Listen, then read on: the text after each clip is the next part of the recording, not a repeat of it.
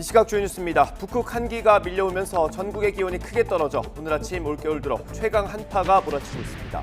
한낮에도 영하 10도 안팎의 강추위가 이어지는 가운데 서해안과 호남, 제주에는 강풍과 함께 폭설이 예상됩니다. 연휴 마지막 날 제주에 폭설과 강풍이 예보되면서 제주공항을 오가는 항공편이 대부분 결항할 걸로 보입니다. 광주와 여수공항에서도 일부 항공편 결항이 예상돼 귀성객과 여객객들의 큰 혼란이 우려됩니다. 이란 외무부가 UAE에 적은 이란이라는 윤석열 대통령 발언과 관련해 한국 정부의 조치가 불충분했다고 주장했습니다. 나세르 카나니 외무부 대변인은 한국 정부가 실수를 바로잡으려는 의지를 보였다면서도 조치가 충분하지 않았다고 지적했습니다. 일본 외무상이 10년 연속으로 국회 외교연설에서 독도는 일본 땅이라는 억지 주장을 펼쳤습니다. 이에 정부는 외교부 대변인 성명을 통해 우리 고유의 영토인 독도에 대해 부당한 영유권 주장을 되풀이하고 있다며 즉각 철회하라고 촉구했습니다. 10명이 희생된 미국 LA 총기 난사 사건에서 더 많은 사람이 희생될 뻔했지만 한 시민이 몸을 던져 추가 참사를 막은 걸로 알려졌습니다. 경찰은 스스로 목숨을 끊은 범인 주변을 조사하고 있지만 동기는 여전히 불확실합니다. 시청자 여러분 안녕하십니까? 굿모닝 YTN 3부 시작합니다. 전국에 한파특보가 내려진 가운데 오늘 아침 올겨울 들어서 가장 추운 날씨를 보이고 있습니다.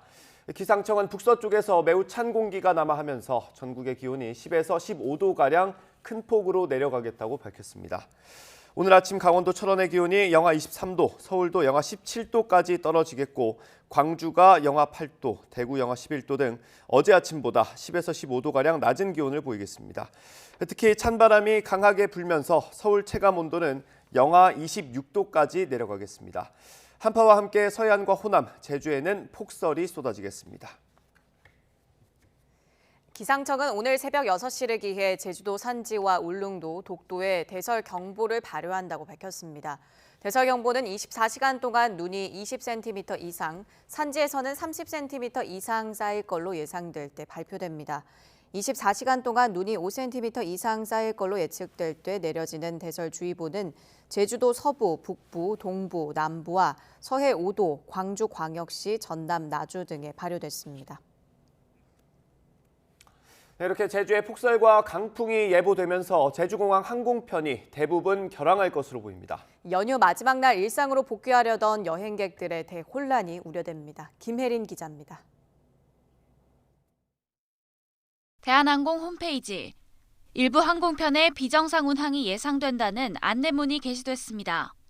대한항공은 설 연휴 마지막 날 제주 김포 노선 등 제주공항을 오가는 항공기 80여 편을 모두 결항하기로 했습니다. 오는 25일까지 제주의 많은 곳은 70cm 이상 눈이 쌓이고 바람도 강하게 불 전망이라 항공기 이착륙이 어려워진 건데 다른 항공사들도 사정은 마찬가지입니다. 아시아나 항공과 제주항공을 비롯한 저비용 항공사들도 제주 출도착 항공편 승객들에게 결항을 안내하고 있습니다. 한국공항공사 측은 연휴 마지막 날 제주를 오가는 항공기 400여 편이 모두 결항할 것으로 내다봤습니다. 또 제주뿐만 아니라 광주와 여수공항에서도 일부 항공편이 뜨거나 내리지 못할 것으로 예고됐습니다. 연휴를 맞아 제주 등 남부지방을 찾았다 일상으로 복귀하려던 여행객들이 무더기로 발이 묶이는 상황이 우려됩니다. 제주도는 공항 체류객들을 위해 담요와 생수 등 비축 물품 점검에 들어갔습니다. 기상청과 공항공사 측은 날씨에 따라 상황이 달라질 수 있는 만큼 사전에 항공기 운항 여부를 확인해달라고 당부했습니다. YTN 김혜린입니다. 최강 한파는 중국에도 몰아닥쳤습니다. 최북단에 있는 모허시의 기온이 영하 53도까지 떨어지며 54년 만에 중국의 역대 최저 기록을 세웠습니다. 김태현 기자입니다. 러시아와 국경을 맞대고 있는 중국의 최북단은 강추위로 이름 높습니다. 헤일룽장성 모허시 아무르 마을에서 측정한 기온이 22일 오전 7시 영하 53도까지 내려갔습니다. 지난 20일 영하 50도, 21일 영하 50.9도를 찍으며 사흘 연속 영하 50도 이하를 유지한 기온이 더 떨어진 겁니다. 중국의 기상관측사상 최저 기록을 세우며 역시 모허에 1969년 영하 52.3도 기존 최저 기온을 갈아치웠습니다. 受超强极地冷空气影响，漠河最低气温已连续3天跌破零下50摄氏度。今天早晨7时，阿穆尔镇最低气温达到零下53摄氏度，突破漠河乃至全国最低气温的历史极值，创历史新低。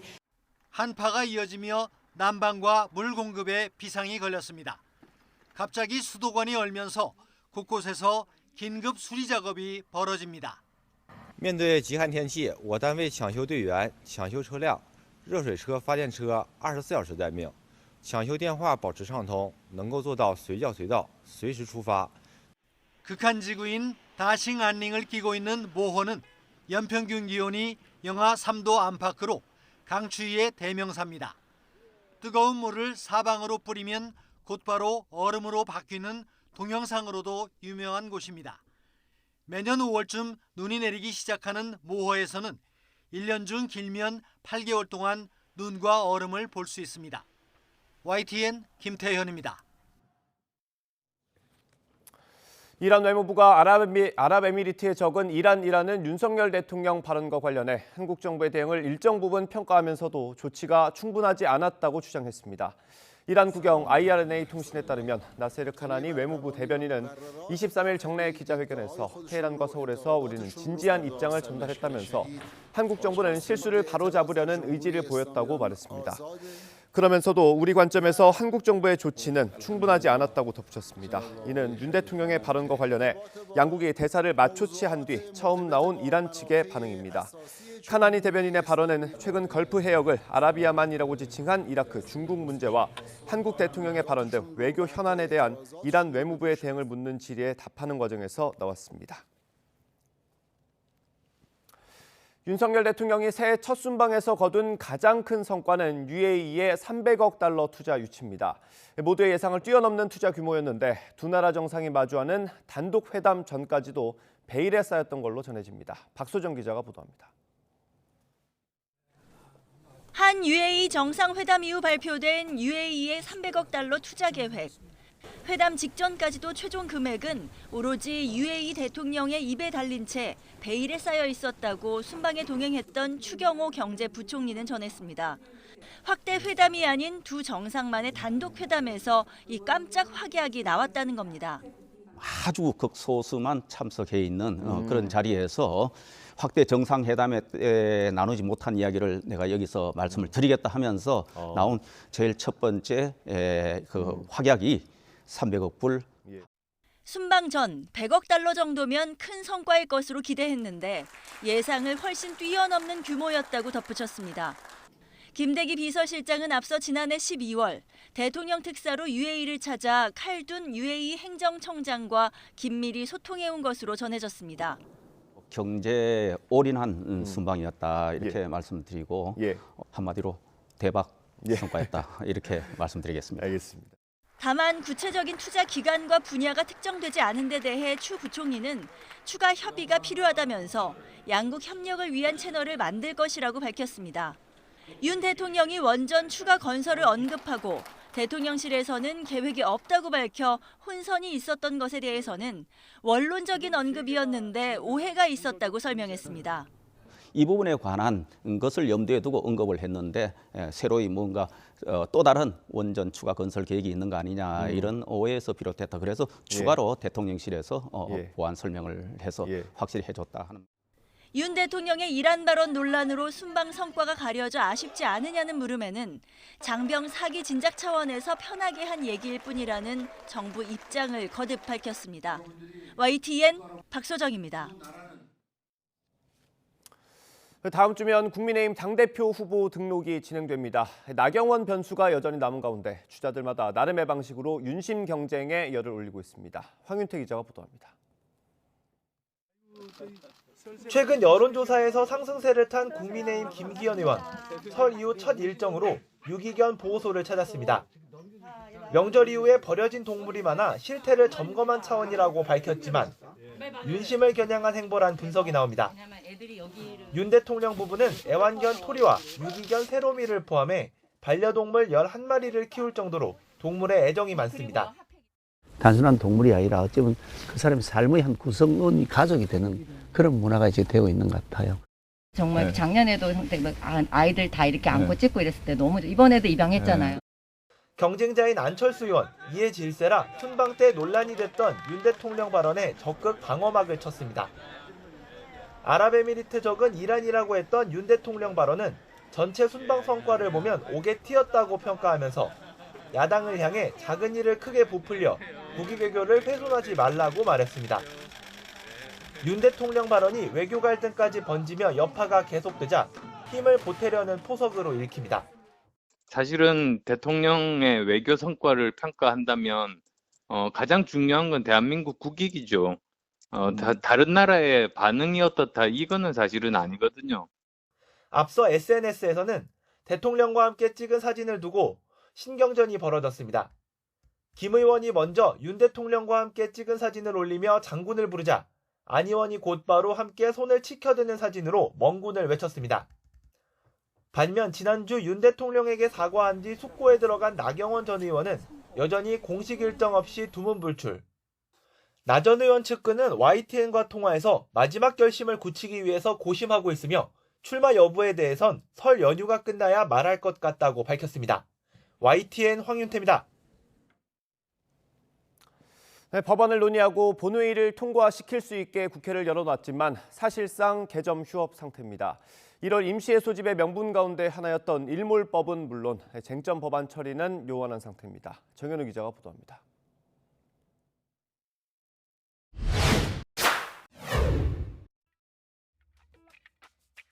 민주당 단독으로 소집한 1월 임시국회는 지난 9일부터 다음 달 7일까지입니다.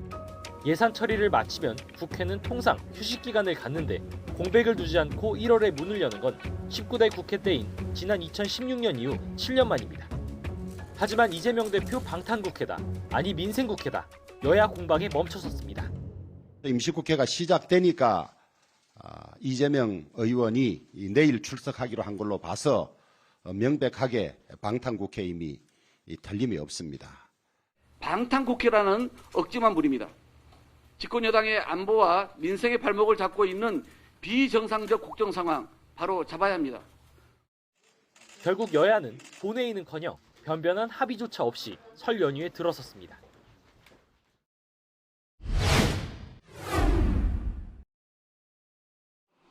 당장 시급한 건 지난해 말 여야가 처리하지 못한 일몰 법안들입니다. 화물 노동자의 적정 임금을 보장해주는 안전운임제, 30인 미만 기업의 주 8시간 추가 연장 근로제가 올해부터 효력을 잃었습니다. 국토교통위원회 문턱을 민주당 단독으로 넘어선 안전운임제는 국민의힘이 위원장인 법제사법위원회에 묶여 있습니다. 원내대표 간 합의사항으로 이관이 되었습니다. 그래서 저희 법사위에서는 원내대표 간 합의를 기다릴 수밖에 없다는 말씀을 드리겠습니다. 또 법사위에 합의돼서 안건으로 관련 법이 올라오지 못한 것은 매우 안타깝습니다. 이 법을 좀 제발 저희 법사위에서 논의해서 처리해서 국민의힘이 일몰 연장을 주장하는 추가 연장 근로제는 민주당이 위원장을 맡은 환경노동위 소위에 계류된 상황. 진전은 없습니다. 정부가 안전운임제 대신 표준운임제를 도입하는 방안을 추진하고 추가 연장 근로에 1년 계도 기간을 두면서 국회 논의도 뒤로 밀리는 모양새입니다.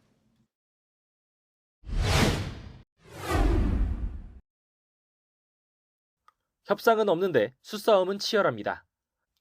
정부가 초과 생산된 쌀을 의무적으로 사들이도록 하는 양곡관리법 개정안, 공영방송 지배구조를 바꾸는 방송법 개정안, 간호사 처우 개선을 담은 간호사법 제정안, 민주당 주도로 상임위를 통과한 쟁점 법안들로 김도우 법사위원장은 법사위 법안심사 제2소위위원회로 넘겨버렸습니다.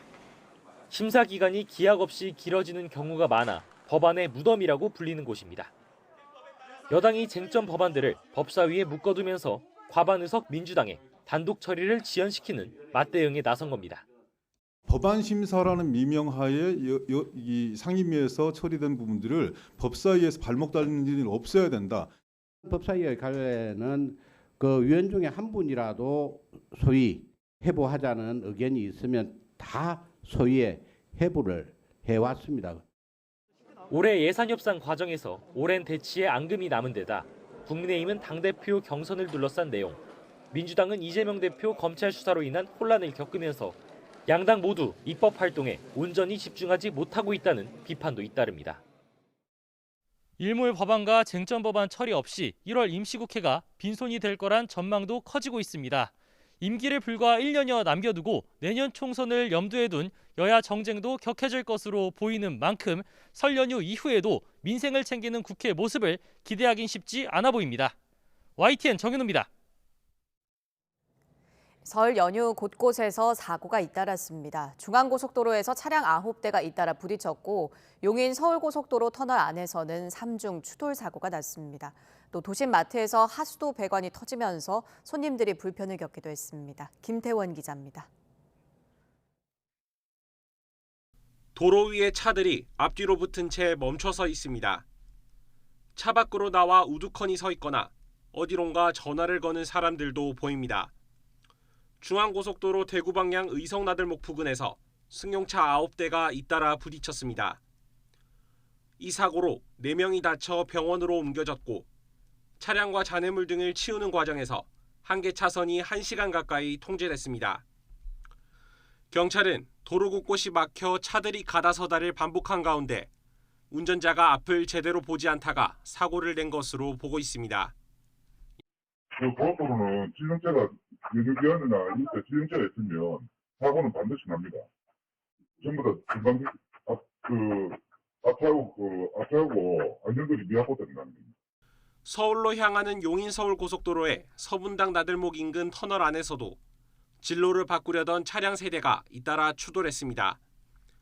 다행히 다친 사람은 없었습니다. 화재 소식도 있었습니다. 충북 충주 탕금호 국제조정경기장 근처 식당에서 불이 났습니다.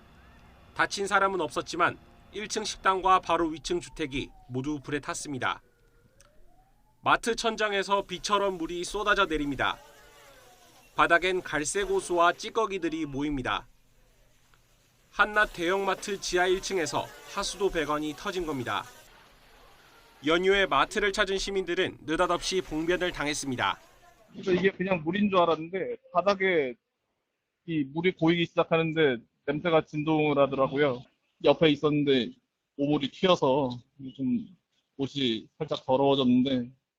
마트 측은 배관이 파열된 원인을 파악하고 물이 새지 않도록 임시 조치에 들어갔는데 영업에는 문제가 없다며 장사를 이어갔습니다. YTN 김태원입니다. 오늘 0시 40분쯤 부산 시내 방면 남해 고속도로를 달리던 승용차가 앞에 달리던 승용차를 들이받는 사고가 났습니다. 이 사고로 앞차 운전자인 50대 남성과 뒤차에 타고 있던 30대 남녀 등 모두 3명이 병원으로 옮겨졌지만 생명의 지장은 없는 상태입니다. 경찰은 음주 사고는 아니었다며 뒤차 운전자가 전방 주시를 소홀히 한 걸로 보고 정확한 사고 원인을 조사하고 있습니다. 지난해 만기 출소한 연쇄 성폭행범 박병화가 극단적 선택을 시도했다가 구조된 것으로 YTN 취재 결과 확인됐습니다. 박병화는 어제 낮 12시 반쯤 경기 화성시 봉담읍 자택에서 쓰러진 채 발견돼 근처 병원으로 옮겨졌습니다. 법무부 담당 보호관찰관이 박 씨와 연락이 닿지 않자 집에 들어갔다가 쓰러져 있는 박 씨를 발견해 경찰에 신고했습니다. 박병화는 복용해오던 약물을 평소보다 많이 먹은 걸로 파악됐는데 생명에는 지장이 없는 걸로 알려졌습니다. 박병화는 경찰 조사에서 극단적 선택을 시도했다고 진술한 걸로 알려졌습니다. 설 연휴가 끝나면 정치권이 촉각을 세우는 주요 선고들이 줄줄이 이어집니다. 감찰 무마와 자녀 입시 비리 논란으로 기소됐던 조국 전 법무부 장관과 대장동 일당에게 뇌물을 받은 혐의로 재판 중인 곽상도 전 의원의 1심 선고가 내려집니다. 최민기 기자입니다. 설 연휴가 끝나고 굵직한 선고들이 잇따라 내려집니다. 먼저 오는 27일 공수처 1호 사건이던 조희연 서울시 교육감의 1심 선고가 있습니다. 조 교육감은 지난 2018년 전국 교직원 노동조합 출신 해직 교사들을 부당 채용한 혐의로 재판에 넘겨졌고 검찰은 징역 2년을 구형했습니다. 교육감의 적법한 임용 권한 행사라고 저는 생각하고 있습니다. 재판 과정에서 저의 무고함을 소상히 설명드리도록 하겠습니다. 자녀 입시 비리, 감찰 무마 의혹으로 기소된 조국 전 법무부 장관은 다음 달 3일 첫 판결을 받습니다. 조 전 장관은 아내인 정경심 전 교수와 함께 아들의 인턴 활동 증명서를 허위 발급받아 대학원 입시에 사용한 혐의를 받습니다. 또 청와대 민정수석 시절 유재수 전 부산시 경제부시장 비위 의혹에 대한 감찰을 중단시킨 혐의 등으로 징역 5년이 구형됐습니다. 3년 만에 재판 마무리했는데 한 말씀만 좀 부탁드리겠습니다. 잠깐만요. 한 말씀만 좀 부탁드릴게요. 검찰 징역 5년 구형했는데 이에 대해서 좀 한 말씀만 부탁드리겠습니다. 이어 8일에는 대장동 일당으로부터 뇌물을 받은 혐의로 기소된 곽상도 전 의원에 대한 1심 선고가 예고돼 있습니다. 이른바 50억 클럽은 물론 대장동 비리로 재판에 넘겨진 이들 가운데 처음으로 법원 판단을 받는 겁니다. 곽 전 의원은 대장동 일당 사업에 도움을 주는 대가로 화천대유에서 일한 아들의 퇴직금과 성과금 명목으로 50억 원을 챙긴 혐의를 받습니다.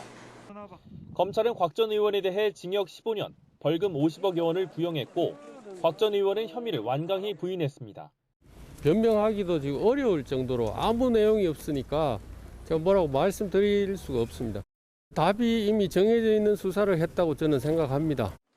또 같은 날 김학의 전 차관 불법 출국 금지 사건에 연루된 이광철 전 청와대 민정비서관과 이성윤 검사장, 이규원 검사 등에 대한 1심 선고도 진행됩니다. YTN 최민기입니다. 오는 2026년 당장 3년 뒤부터 수도권 내 쓰레기 직매립이 전면 금지됩니다. 서울시는 소각장 증설을 대안으로 추진하고 있지만 주민들이 거세게 반발하면서 난항을 겪고 있습니다. 차유정 기자입니다. 지난달 열린 상암동 쓰레기 소각장 주민설명회. 소각장을 증설해도 오염물질 영향이 없다는 설명 자리였지만 주민 반발로 아수라장이 됐습니다. 쓰레기 처리 문제는 발등에 떨어진 불입니다. 서울에서 하루에 배출되는 생활 폐기물이 3,200톤. 이 가운데 2,200톤은 서울에서 소각하고 나머지 1,000톤은 인천에 있는 매립지에 묻습니다. 그런데 1,000톤을 인천에 보내는 게 2025년까지만 가능합니다. 관련 시행규칙 개정으로 2026년부터 직매립이 금지되기 때문입니다. 그래서 지난해 서울시가 내놓은 대안이 이미 소각장이 있는 상암동에 1,000톤 규모의 소각장을 새로 짓겠다는 건데 주민 반발이 여전히 거셉니다. 전반적으로 각 항목별로 보시면은 환경 기준에 대해서 다 만족하는 거고 모델링을 통해서 최대한 평가를 해본 결과는 모두 만족해서 저희가 뭐 건강상이나 이런 부분에 대해서는 걱정 안 하셔도 되는 걸로 이렇게 평가가 된 사항입니다. 상암동에 소각장을 신설해도 문제가 완전히 해결되는 건 아닙니다. 서울시는 상암동에 1,000톤 규모의 소각장을 새로 짓는 대신 현재 750톤을 처리하는 기존 소각장을 2035년까지 없애겠다고 밝혔습니다. 기존 소각장을 폐쇄하면 또다시 이를 처리하기 위한 시설이 필요하고 그때도 다른 자치구에 있는 소각장을 증설할 가능성이 큰데 지금 같은 격한 갈등이 불가피해 보입니다. 우리가 소각장이 없습니까? 750톤! 5개 구의 소각장을 매일 750톤씩 태우고 있습니다. 우리는 이 1,000톤의 추가 소각장 결사 반대합니다. 전문가들 역시 폐기물의 효율적인 처리를 위해 소각장 신설은 불가피하다는 데 동의합니다. 생활 폐기물을 절감하거나 소각량을 줄이는 노력을 훨씬 강화해야 한다는 게 전제 조건입니다. 전처리설이라는 것은 종량제 봉투를 파봉하고 파쇄하고 선별하는 장치입니다. 굉장히 간단하게 쉽게 빠른 시간에 설치할 수 있기 때문에 소각로가 증설되기 전까지는 하나의 수단이 될 수 있습니다. 시는 올 초 소각장 입지 결정 고시를 하고 내년 하반기 착공할 계획인데 주민 설득이 잘 될지가 관건입니다. YTN 차유정입니다. 한일 관계가 양국 간 최대 현안인 강제징용 배상 문제로 변곡점을 맞고 있습니다. 외교부가 해법안을 내놓긴 했지만 아직 별다른 진전이 없는데요. 무엇보다 피해자 측의 사죄 요구에 일본이 성의 있는 호응을 내놓을지가 관건입니다. 조수현 기자입니다. 일본 피고 기업 대신 국내 기업이 강제징용 배상금을 지급하도록 하자는 외교부의 해법안에 피해자 측의 반발은 여전합니다. 피고 기업의 참여를 보장할 수 없는 데다 이들의 법적 채무가 사실상 사라질 수 있다는 이유에서입니다. 일본 기업의 참여는 불분명하게 남겨둔 채로 포스코 등 한국 기업이 대신 배상하도록 하는 해법안은 일본에 면죄부를 주고 역사 문제를 돈 문제로 전락시키는 방안이다. 외교부는 피해자 측의 이 같은 반발을 고려해 일본과 협상에 나섰습니다. 일본의 성의 있는 호응을 끌어내기 위한 외교적 해법을 모색해 나간다는 취지입니다. 이 성의 있는 호응 조치가 어느 정도 확보할 수 있는지는 계속해서 일본과 줄다리기를 하면서 긴밀하게 협의하고 또 우리 측 입장을 전달해야 되기 때문에 조현동 외교부 1차관은 최근 국회에서 일본의 사죄 등 호응 조치가 없다면 일본과 협의할 필요도 없다고 압박했습니다. 문제는 일본이 호응하느냐 여부입니다. 일각에서는 일본 기업들의 자발적 기부라는 절충안도 내놓고 있지만 그렇더라도 사과가 포함돼야 한다는 입장입니다. 피해자들을 얼마나 더 설득하고 이해를 구할 것이냐 하는 거하고 다른 하나는 일본의 기업이 어떤 형태로든지 유감을 표시하는 거죠. 명백하게 사과를 하는 게 필요하다고 생각을 해요. 기업과 별도로 일본 정부도 사죄를 표명할지 관심입니다. 일본 정부가 현재 유력해 보이는 과거 수준의 사죄와 반성을 밝힐 경우 피해자가 이를 수용하느냐 여부가 문제 해결의 관건이 되기 때문입니다. 외교부는 이에 따라 최종안 도출에 앞서 일본과의 지속적인 협상과 함께 피해자 측과도 대화를 이어가며 절충점을 모색해 나갈 것으로 보입니다. YTN 조수연입니다. 일본 외무상이 10년 연속으로 국회 외교연설에서 독도는 일본 땅이라는 억지 주장을 했습니다. 하야시 요시마사 일본 외무상은 정기국회 외교연설에서 역사적 사실에 비춰 독도는 일본 고유의 영토라고 주장했습니다. 하야시 외무상은 이어 이런 기본적인 입장을 근거로 의연하게 대응하겠다고 말했습니다.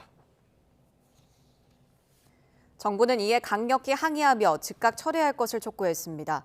외교부는 대변인 성명을 통해 역사적, 지리적, 국제법적으로 명백한 우리 고유의 영토인 독도에 대해 부당한 영유권 주장을 되풀이했다고 비판했습니다. 또 이는 미래지향적 한일 관계 구축에 어떠한 도움도 되지 않는다는 점을 분명히 자각해야 할 것이라고 지적했습니다.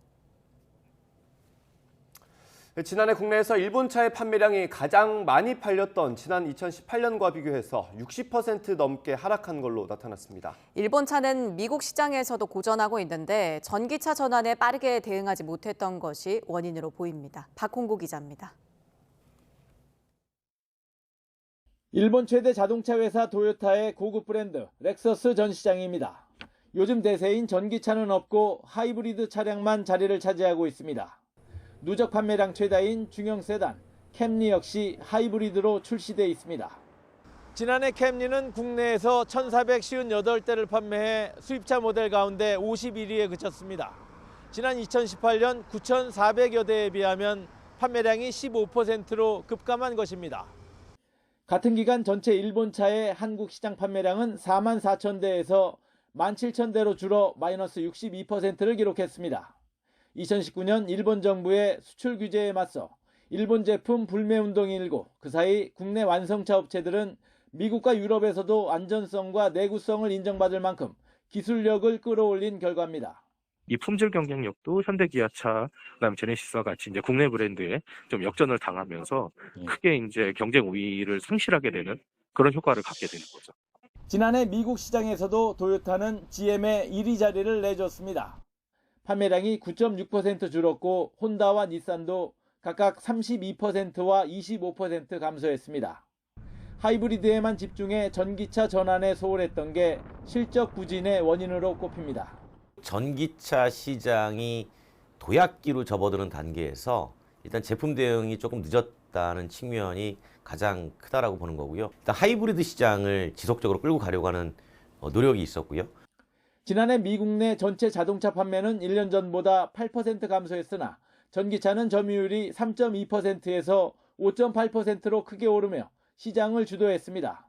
테슬라 구매자를 대상으로 이전 보유 차량을 조사한 결과 도요타와 혼다 등 일본 브랜드가 38%를 넘어 전기차 확대가 일본차 비중 축소의 직접적인 원인으로 분석됐습니다. 도요타가 뒤늦게 전기차 모델을 출시했지만 판매는 미미한 수준이고 현재 글로벌 전기차 순위에서도 20위 안에 드는 일본차 브랜드는 한 곳도 없습니다. 도요타 그룹은 오는 2030년까지 전기차 30종을 출시하고 연간 350만 대를 판매하기 위해 8조 엔, 약 83조 원을 투입할 계획이라고 밝혀 전기차 시장 경쟁은 앞으로 더 뜨거워질 전망입니다. YTN 박홍구입니다. 미국 LA 총기 난사 사건으로 더 많은 사람이 희생될 뻔했지만 한 시민이 몸을 던져 추가 참사를 막은 사실이 알려졌습니다. 경찰은 스스로 목숨을 끊은 범인 주변을 조사하고 있는데요. 동기는 여전히 불확실합니다. 이상순 기자입니다. 미국 LA 몬터레이 파크의 스타 댄스 스튜디오 문 앞에 촛불이 켜지고 꽃다발이 놓였습니다. 토요일이던 현지 시간 21일 밤 10시 반쯤 총기 난사로 11명이 숨지고 9명이 부상한 곳입니다. 범인은 20분 뒤 인근 에렌브라의 댄스홀 라일라이 볼룸 스튜디오에도 나타났습니다. That's when I turned around and saw that there was an Asian man holding a gun. My first thoughts was I was going to die here. This was it. 브랜던 차이는 곧바로 달려들어 범인과 격렬한 몸싸움을 벌였습니다. Finally, at one point, I was able to pull the gun away from him, shove him aside, create some distance, point the gun at him, intimidate him, shout at him and say, "Get the hell out of here. I'll shoot. Get away. Go." 브랜던이 빼앗은 범인의 총은 대용량 탄창이 달린 반자동 공격용 권총이었습니다. The suspect went to the Alhambra location after he conducted the shooting, and he was disarmed by two community members who I consider to be heroes because they saved lives. 72살 범인 휴 켄트레는 이후 스스로 목숨을 끊었습니다. 경찰은 참사가 일어난 첫 번째 장소는 범인이 자주 드나들던 곳이었을 것으로 보고 있습니다. 하지만 범행 동기는 여전히 불확실합니다. We still are not clear on the motive. The investigation continues, and that is something we are all extremely, we want to know. 바이든 미국 대통령은 희생자들을 애도하기 위해 백악관과 공공기관들에게 조기 개항을 지시했습니다. YTN 이상순입니다.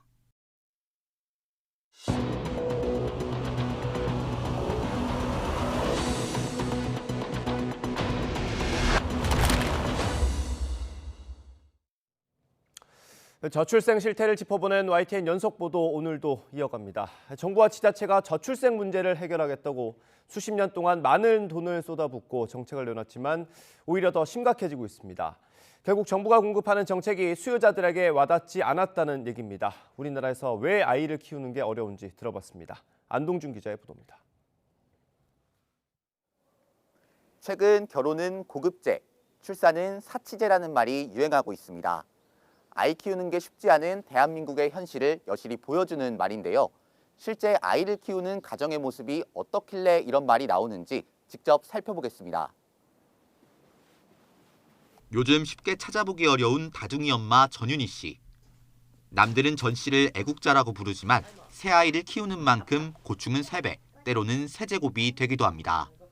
멀리 사시는 양가 부모님께 도움을 부탁하기도 어려워서 직장은 일찌감치 그만둬야 했습니다. 신랑이 아무래도 이렇게 교대 근무를 하다 보니까 규칙적으로 아이를 봐줄 수가 없었어요. 그래서 또 도움을 받을 곳도 없고 해서 제가 일을 그만두고 이제 아이 육아를 시작한 거예요. 넉넉하지 않은 집안 살림에 생활비를 보태려 짬짬이 일하기 시작했지만 아이 셋을 돌보느라 일은 거의 집안에서만 해야 합니다.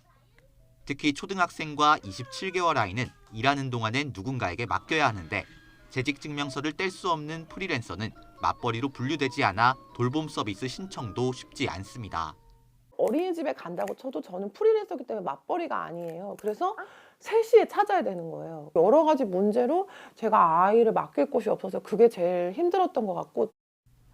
저출생 문제는 단순히 출산과 육아가 아닌 교육과 문화, 성평등 등 다양한 문제를 포괄합니다. 무엇보다 아이를 낳아 키우는데 녹록지 않은 환경이 저출생을 가속화하는 원인으로 지적됩니다. YTN과 만난 시민들도 부모 되기를 포기하는 이유로 집값과 경제 환경을 꼽았습니다.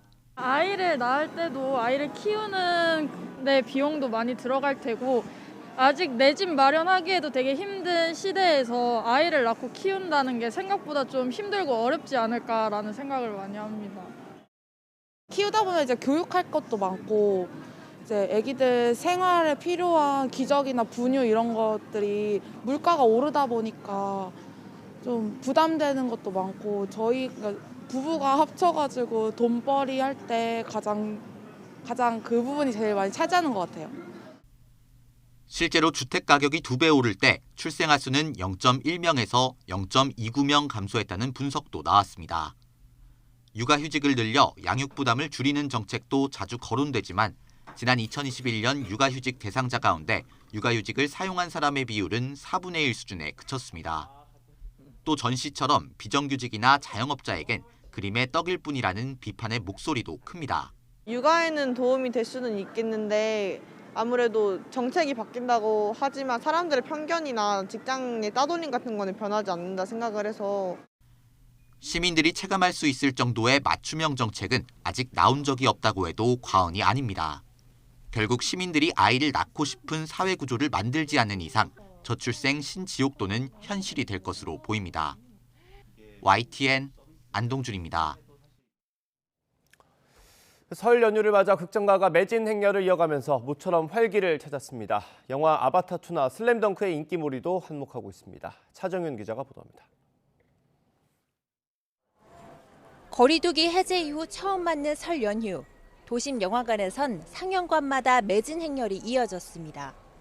일찌감치 고향에 다녀온 뒤 가족과 함께 영화관을 찾은 시민들은 양손에 팝콘과 음료를 들고서 한껏 들떴습니다. 어제 춘천 할머니 집에 갔다가 오늘 아빠랑 같이 캐리어 슈퍼콜라 보러 왔어요. 교섭과 유령, 한국 영화 대작 두 편이 연휴에 맞춰 흥행 대결에 들어간 가운데 지난 2007년 샘물교회 피랍 사건을 소재로 한 교섭이 개봉 닷새 만에 66만 명의 선택을 받으며 이번 연휴 가장 많은 관객을 동원했습니다. 서울에 와서 큰 건물들도 많이 보고 할머니 집에 가서 윷놀이도 많이 하고 너무 좋고 이번에 교섭이라는 영화를 보러 와서 너무 좋고 기대가 돼요. 지금 심장이 막 떨려요. 이에 따라 아바타2 물의길은 한 달 넘게 유지하던 박스오피스 1위 자리를 내어주게 됐지만 티켓 파워는 여전합니다. 대형 3D 스크린이나 최첨단 음향시설을 갖춘 특수관을 둘러싼 예매 전쟁도 아직 치열합니다. 일반 영화보다 스릴감이 있고 입체감이 있다고 그래서 하여튼 아들이 끊어졌기 때문에 한번 체험해 보려고요. 예. 아바타 1을 보고서 후속작이 나온다는 것을 기대하고 있었어요. 우리 아이들이 어렵게 티켓을 구해줘가지고 멀리 용인에서 올라왔어요, 오늘. 코로나19 유행 이후 커진 관람객들의 심리적인 경계심도 이제는 어느 정도 누그러졌습니다. 이번 설날 전국 극장을 찾은 관객은 모두 62만 명인데 설날 당일로만 놓고 보면 재작년의 3배 이상, 지난해의 2배 이상으로 늘어난 수준입니다.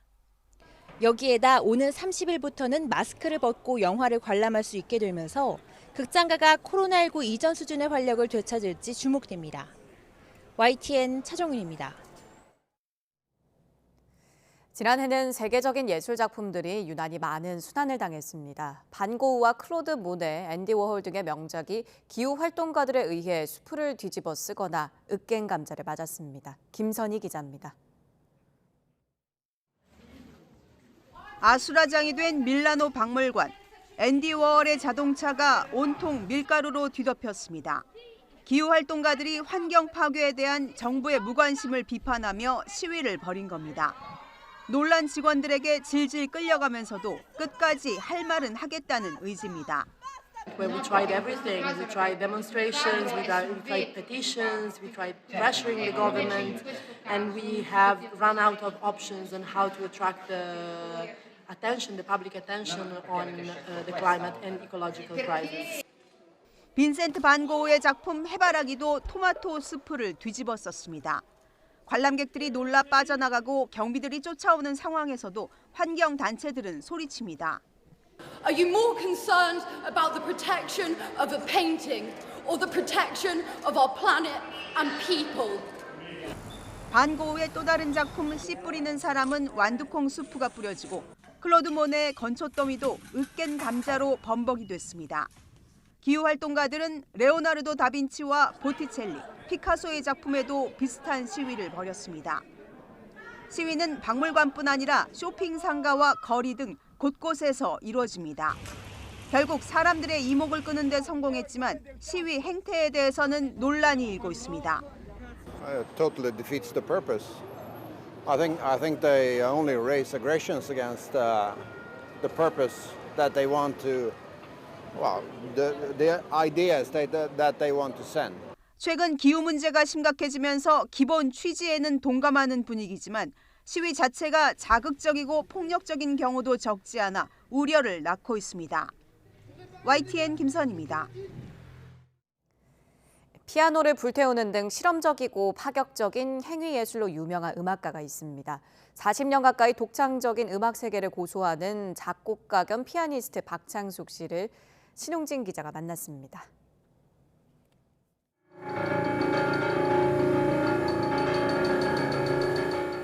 건반의 양극단을 쉴 새 없이 두드리다가 주먹으로 내리치고 피아노 현을 소리로 뜯거나 냄비 뚜껑 등 각종 소품을 이용해 소리를 오묘하게 뒤틉니다.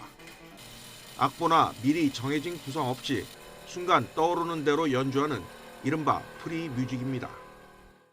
많은 분들이 연습 안 해도 되니까 얼마나 편하냐 그런 얘기를 하는데 저는 속으로 압박감이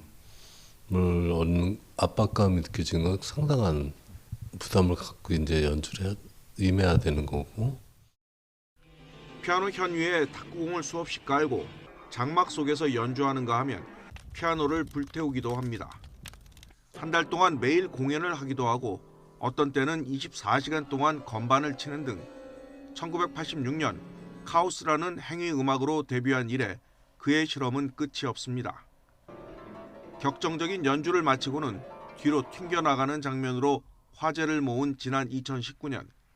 그리고 4년 만에 다시 같은 자리에서 후속 공연을 여는데 프리 뮤직의 특성상 본인도 어떤 곡을 연주할지는 무대에 올라가 봐야 합니다. 1편을 했던 것에 연장선이 될 거라는 생각이 들고 1편과는 대비적인 어떤 상황이 되지 않을까 그런 생각은 하고 있습니다. 6살 때부터 홀로 작곡을 공부하고 피아노를 익혀 서울대 음대 작곡과에 수석으로 들어간 박창수 씨. 별난 경력과 퍼포먼스로 사람들에게 각인됐지만 예술가로서 추구하는 것은 결국 음악입니다. 음악이란 것은 결국 소리로 이루어진 구조예요. 그 소리로 이루어진 구조를 어떻게 배치하느냐, 그리고 그것이 어떻게 예술화되느냐, 거기에 달라지는 건데. YTN 신홍진입니다. 유해 성분이 든 기침용 실험약품을 먹고 급성 신장 질환을 일으킨 사례가 7개국에서 보고됐으며 어린이 사망자 수가 300명이 넘는 걸로 나타났습니다. 세계보건기구 WHO는 현지 시간 23일 성명을 통해 이같이 밝히고 문제의 실험약품을 유통망에서 걸러내고 감시를 강화하는 등 긴급 조치를 취하라고 요구했습니다. WHO는 지난 10월 에틸렌 글리콜과 다이에틸렌 글리콜이 허용치 이상으로 검출된 기침용 실험약품이 판매된 나라에서 소아 신장질환 사망자가 발생했다는 보고를 받았습니다. 당시 사망자 발생국은 감비아로 WHO는 인도의 메이든 제약사가 제조한 유해물질 함유 시럽 제품 4종의 유통 금지를 권고했습니다. 폴란드가 현지 시간 23일 독일의 레오파드2 탱크의 우크라이나 공급 승인을 공식 요청할 것이라고 밝혔습니다. 마테우슈 모라비에츠키 폴란드 총리는 이 탱크의 우크라이나 공급 승인을 독일에 요청할 것이지만 이는 부차적인 문제라고 말했습니다. 이에 대해 슈테펜 헤베슈트라이트 독일 정부 대변인도 아직 폴란드의 요청이 들어오지 않았지만 승인 가능성을 배제할 수는 없다고 말했습니다.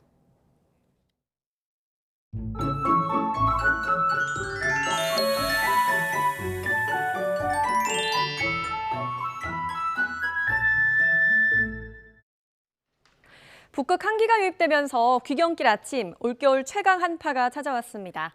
오늘 아침 강원도 설악산의 기온이 무려 영하 26도까지 떨어졌고요. 파주 영하 17.3도, 서울 영하 15.5도, 찬바람 때문에 서울의 체감온도는 영하 24도에 달하고 있습니다.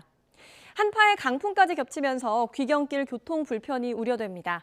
현재 초속 20m가 넘는 강풍이 불면서 전 해안과 제주도에는 강풍특보가 내려져 있고 대부분 해상에는 풍랑경보가 발효 중입니다. 오늘 대부분의 항공편과 배편이 차질을 빚을 것으로 예상되는 만큼 미리 운항 여부를 확인해 주셔야겠습니다. 레이더 영상 보겠습니다. 새벽부터 제주도와 호남 서해안 지방에는 눈이 내리고 있습니다. 지금은 눈발이 약하지만 점차 눈이 강해질 것으로 예상되면서 제주 산간과 울릉도 독도에는 대설경보가, 광주와 그리고 호남 서부 지역에는 대설주의보가 발효 중입니다. 내일까지 제주 산간과 울릉도 독도 많은 곳은 70cm 이상, 호남 서해안에는 30cm 이상의 많은 눈이 오겠고요. 그 밖에 호남 지방과 제주도에는 5에서 20cm의 눈이 쌓이겠습니다. 오늘 낮에도 기온은 영하 10도 안팎에 머물겠습니다. 청주 영하 10도, 울산과 포항 영하 6도, 춘천 영하 11도가 예상됩니다. 내일은 서울 아침 기온이 영하 18도까지 곤두박질하면서 한파가 절정에 달하겠고요. 모레는 수도권 등 중부와 호남 지방에 또 눈이 내리겠습니다. 지금까지 날씨 정보였습니다. 이상으로 굿모닝 YTN 모두 마치겠습니다. 잠시 후 YTN 뉴스와이드가 이어집니다. 시청해주신 여러분 고맙습니다.